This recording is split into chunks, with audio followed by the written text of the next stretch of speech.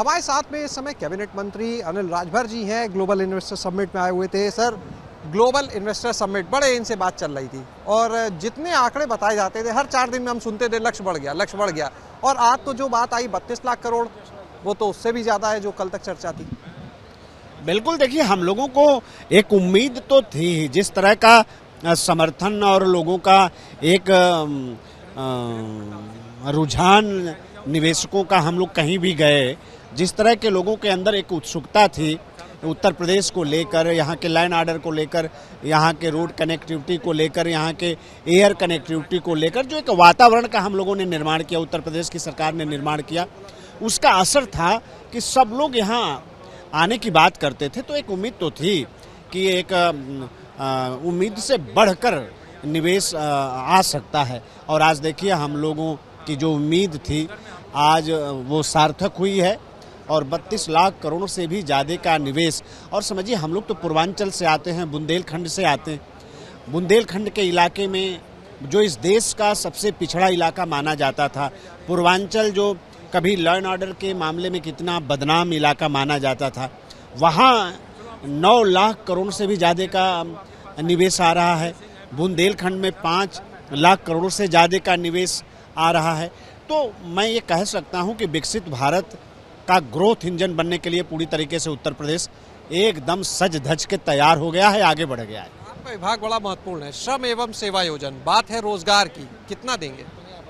नहीं, अभी एक जो संभावित आंकड़े जिस तरह के निवेश हैं और जिस क्षेत्र में निवेश हैं उसका एक जो अभी तत्कालीन उसका जो अध्ययन हुआ है उसके लिहाज से तकरीबन 1 करोड़ बेरोजगार नौजवानों को इस निवेश से लाभ होने वाला है, उनके बेरोजगारी की समस्या का समाधान होने वाला है। तो एक उत्तर प्रदेश के सर्वांगीण विकास का रास्ता प्रशस्त हो रहा है, चाहे बेरोजगारी का हो, चाहे हमारे अन्य सेक्टर का हो, चाहे हमारे कृषि क्षेत्र का हो, चाहे फूड प्रोसेसिंग पर आपने देखा प्रधानमंत्री जी ने बड़ा जोर दिया, हमारा जो टूरिज्म का क्षेत्र है चाहे उस पर हो। तो सब मिला जुला कर हम ये कह सकते हैं कि एक सर्वांगीण विकास की रूपरेखा पूरी तरीके से तैयार हो गई है। इन्वेस्टर समिट निश्चित तौर पर उत्तर प्रदेश के विकास के लिए मील का पत्थर साबित होगी। हमारे साथ में यहाँ पर स्टाम्प एवं पंजीयन मंत्री रविंद्र जायसवाल जी भी हैं। सर, आपके विभाग की बड़ी महत्वपूर्ण भूमिका हो जाती है जब बात करते हैं इंडस्ट्री लगनी है कुछ भी, क्योंकि ऐसा विभाग है आपके पास। किस तरह से इस पूरी ग्लोबल इन्वेस्टर समिट को आप देखते हैं? सरकार ने उद्योग को प्रमोट करने के लिए अलग अलग प्रकार के सब्सिडी दी है। वह सब्सिडी में कोई भी उद्यमी अगर ज़मीन खरीदता है तो उसमें स्टाम्प में छूट दिया है 100% का। माना कोई ज़मीन खरीदा है 10 एकड़ का और उसका स्टाम्प बनता है 5 करोड़ रुपए, तो सरकार ने छूट कर रखा है।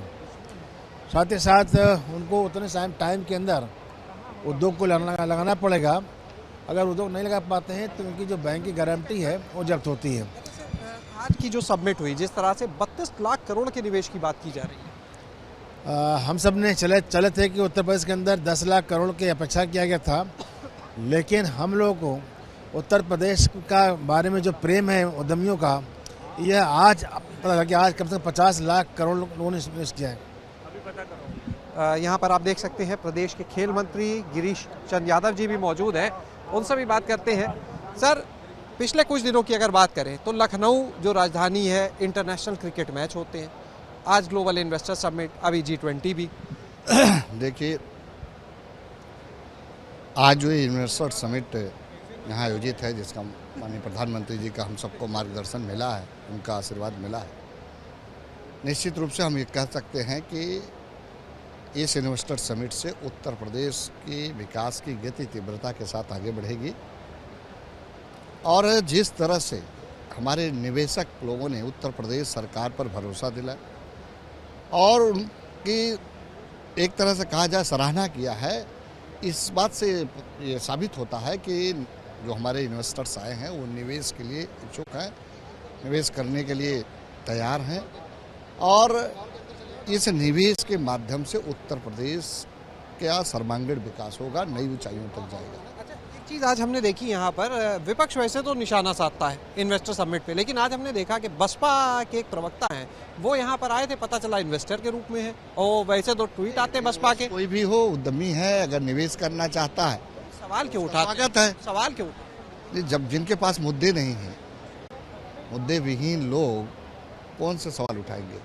जिनके पास कोई मुद्दा है ही नहीं, कोई इंफ्रास्ट्रक्चर है ही नहीं, कोई सोच है ही नहीं, वो किस बात का मुद्दा है? लेकिन आज उत्तर प्रदेश विकास की ओर तीव्रता के साथ चला। हम लोगों ने, हमारी सरकार 17 से लेकर 22 के बीच में 5-5 एक्सप्रेस वे का निर्माण कर दिया।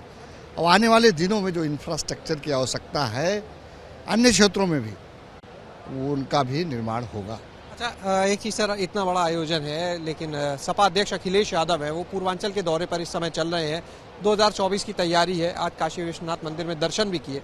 पिछले दिनों एक विवाद भी उठा कि भाई हमें भाजपा वाले शूद्र समझते हैं, जब वो यज्ञ में गए थे। आज वो दर्शन कर रहे हैं वहां पर। देखिए, वो और राहुल गांधी दोनों एक पायदान पे चल रहे हैं,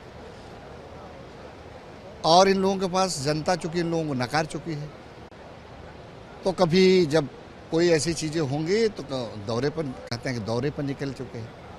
और अखिलेश यादव को तो मुझे समझ में नहीं आता कि उन्होंने पढ़ाई कहाँ से किया कि 2022 के चुनाव के पहले ही विजय यात्रा निकाल दी। लोकतंत्र में पहले जो है मतदान होता है, फिर उसकी गणना होती, तब विजय निकलती है, उसके बाद विजय यात्रा निकलती।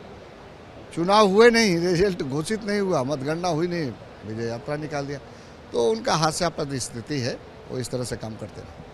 तो ये थे हमारे साथ प्रदेश के तमाम मंत्री, इनसे हमने बात की उत्तर प्रदेश में निवेश के माहौल को लेकर। उन्होंने साफ शब्दों में कहा कि किस तरह से उत्तर प्रदेश निवेश की राह पर आगे बढ़ रहा है। जहाँ तक बात करें विपक्ष की, तो उनके पास कोई मुद्दा नहीं थे, अलग अलग मुद्दे उठाते हैं और विपक्ष कहीं ना कहीं भ्रमित है। कैमरा सहयोगी जितेंद्र के साथ शैलेश अरोरा, एबीपी गंगा, लखनऊ।